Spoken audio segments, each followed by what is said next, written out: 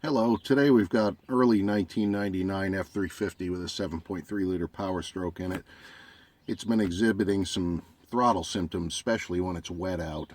It threw a P0220 something code for accelerator pedal position sensor. Could either be the idle validation switch or the sensor itself. I've got ForScan open and I've got accelerator pedal position percentage and IVS selected. So we'll get that started. You can see the IVS now is at idle.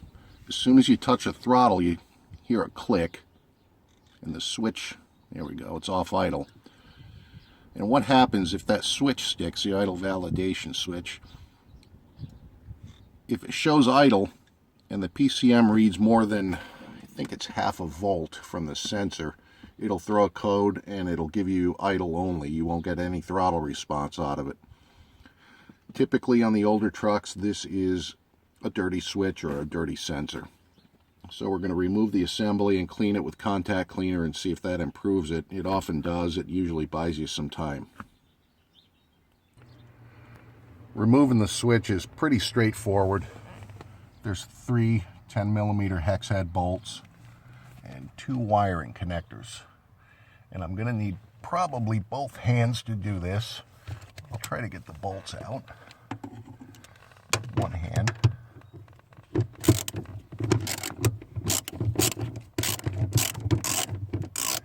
Yeah, it's going to take too long. We'll just pause the video and continue on after I've got it out.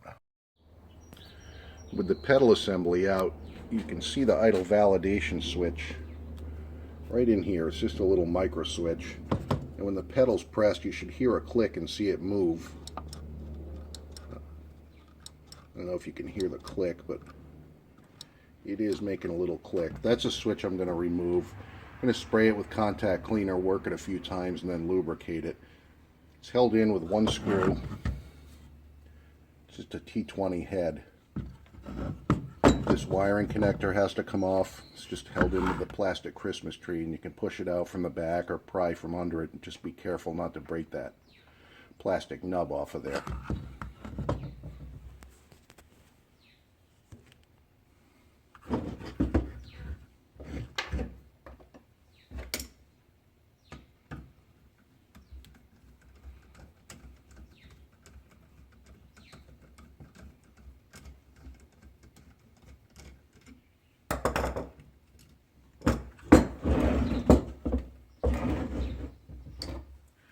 I find just a cheap pair of crimping pliers usually does a good job of getting these out. If you can get them under there and just give it a little pry.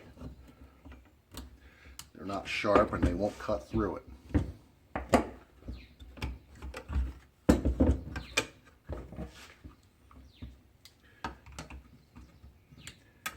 This one you got to squeeze the little tabs on the back and it pops right out. Those lock in, so from the inside if you squeeze them in they'll come out.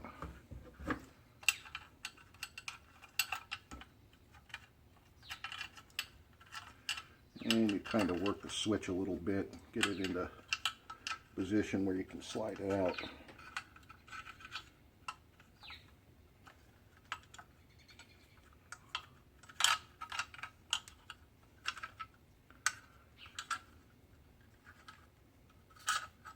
It's got to come out through the back. It won't come out through the front because the connector's too big.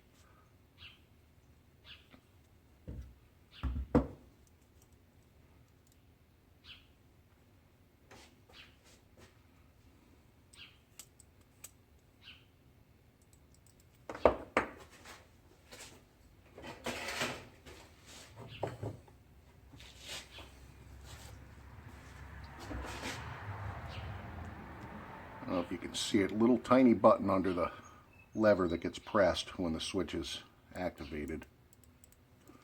So we're going to spray that all with contact cleaner. Work it in, give it another little shot, work it in some more.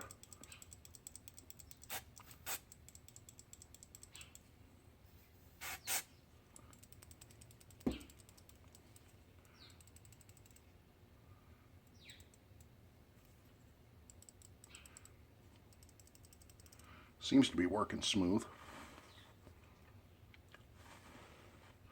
Let it dry, and then I'm just going to hit it with a little bit of lubricant.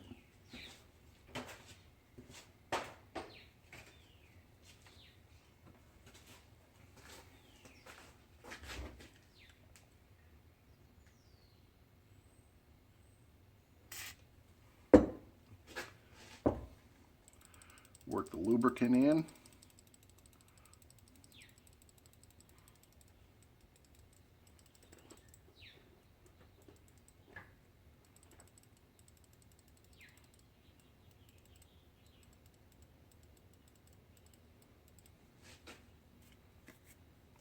And reinstall the switch.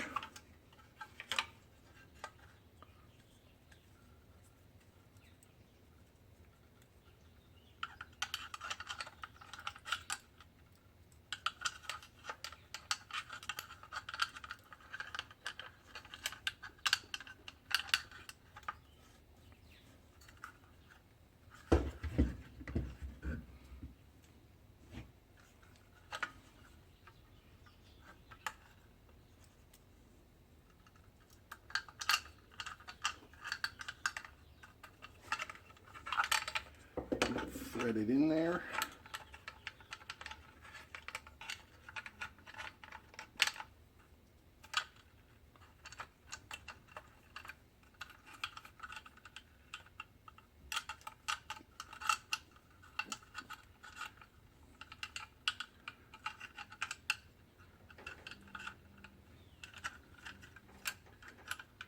There's it back in.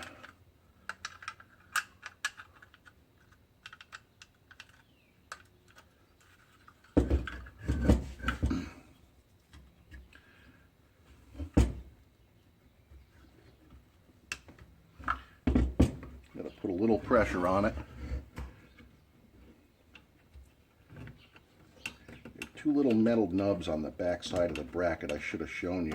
They line up with the outer holes.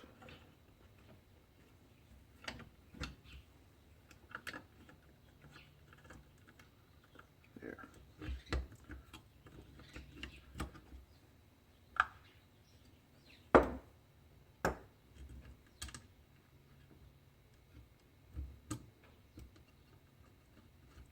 Get the screw started in.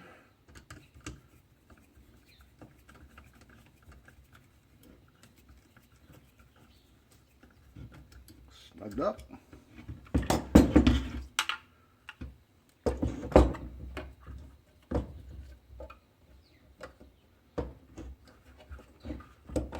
Connector back in and a little retainer back in. I'm just going to pull the sensor off and clean under it. These are T25. I'm not going to spray the sensor because I don't suspect it's the problem. I think the idle validation switch is.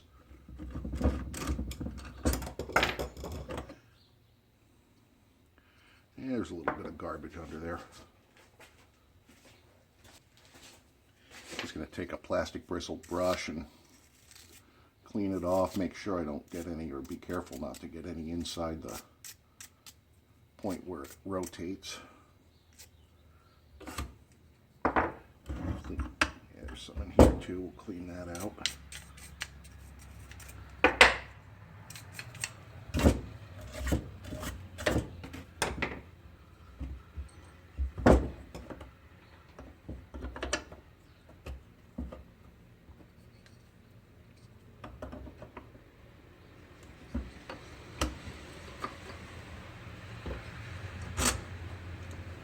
Reinstall it and put it in, and that should fix the problem, at least temporarily. Eventually that idle validation switch will go bad. They all do. But usually the first time it happens, you can clean it up and get a pretty good amount of service out of it. That's all there is to it. Installation is the reverse or removal. Hope you found this informative. Please like or subscribe. Thanks.